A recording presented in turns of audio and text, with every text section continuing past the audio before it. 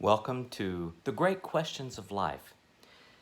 Today, I want to reflect on how biblical archaeology can help us to understand the great question of how did we get here? Now, we know from reading Genesis 1 and Genesis 2 that there are two different creation stories. And I think that archaeology helps us to understand why both of these stories are included by Moses. Moses was not a doddering old fool. He wasn't suffering from Alzheimer's, or he didn't forget where he was in this discussion. No. He is telling us two different things in Genesis 1 and Genesis 2. The stories are very different.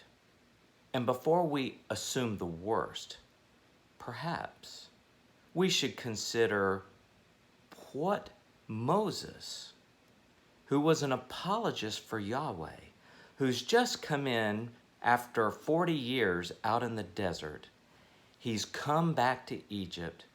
He's dealing with people who are tribally Hebrew, yet culturally Egyptian, steeped in Egyptian mystery religions. They knew very well the Egyptian mythology about the creation of the world. For the Egyptians, they recreated these events in their pagan ceremonies.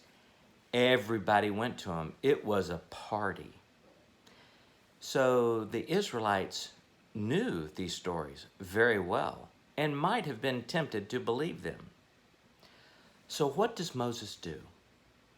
Moses begins from a place of knowledge, having been raised in Pharaoh's household.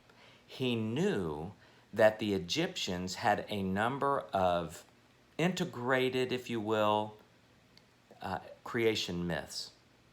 And so what he's doing is he's addressing actually the mythology and showing that Yahweh is the only true God, that it is Yahweh who made us, not Egyptian gods.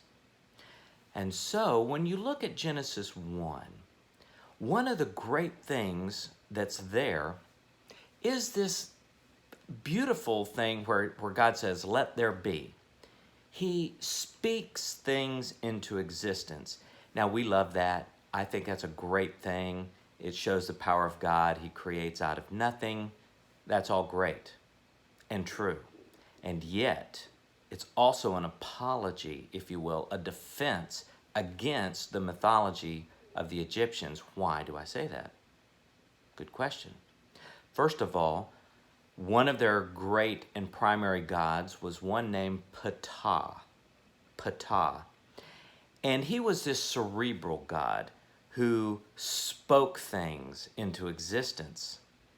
And so in chapter 1, when you have let there be light, let there be this expanse in the heavens and the water is separated. Let the waters on the world be gathered and let the dry land appear, etc.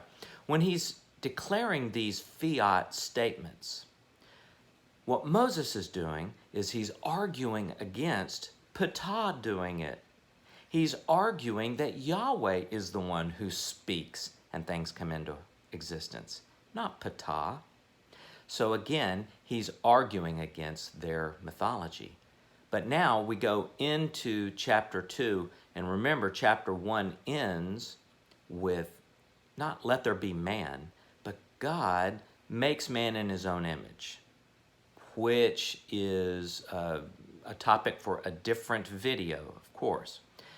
But then you go into chapter 2 and you find quickly that now we get into more detail and we find that Yahweh makes man from the dust of the earth or the clay or the ground.